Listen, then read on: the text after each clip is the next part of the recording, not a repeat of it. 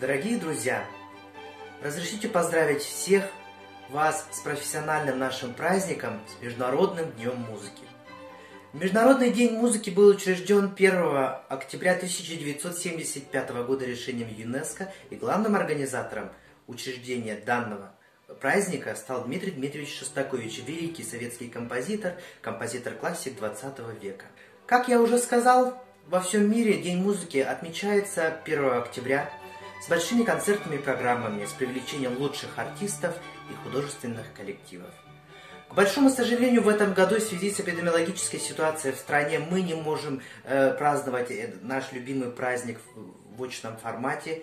Но я не думаю, что это повод для огорчения, и я хочу вас всех уверить, что совсем скоро мы вернемся в привычное русло и будем праздновать все наши профессиональные праздники, да и не только профессиональные праздники, будем отмечать в очном формате и на широкую ногу.